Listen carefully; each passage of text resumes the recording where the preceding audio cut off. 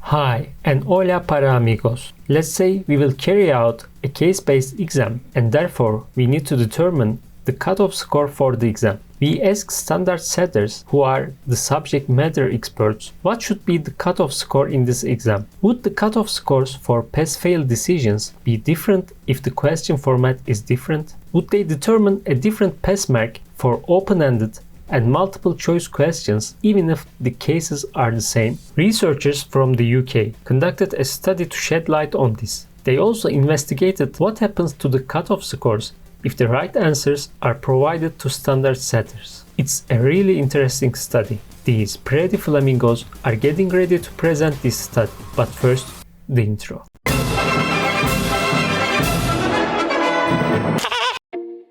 First of all, we need to provide some explanations for some terms to be on the same page altogether. The ENGOF method. It involves a panel of expert judges making estimates on the proportion of borderline candidates that would answer each question correctly. These estimates are then averaged across all questions and judges create a standard cutoff score. Single best answer question. This is a format that I believe many of our subscribers are familiar with. A case-based question is provided with 5 options that include only one true option. Very short answer question. In this format, students write their own answers using 1 to 5 words in length instead of choosing from a list of options. It serves exams to refrain from the effect of guessing. After these explanations, let's jump into the study. The researchers provided questions to medical teachers to determine cutoff scores for each question in an exam that included 50 questions. They have trained to set standards considering the ENGOF method. There were 4 pairs of these 50 questions. 2 were in single best answer format and the other 2 were in very short answer format. Since the researchers also aimed to find out how providing the right answers affects standard setters' cutoff score decisions. Each of these 2 groups of exams had also 2 groups, one with the right answers and one without them. Remember, all exams had the same cases. The differences were formats and whether providing the right answers or not. Now, it's time to see the results. As you see, there was no significant difference between providing and not providing the right answers in single best answer questions. Providing the right answers produced a significantly lower pass mark in very short answer format. When the answers were not provided, the cutoff scores were not significantly different between single best answer and very short answer formats. I think the results are interesting and difficult to interpret. What do you think about the reasons behind these results? Why is it lower in the very short answer format when the right answers provided? Let me know your views in the comments. If you want to read more, the link to the article at the description below. See you and adios para amigos. And also,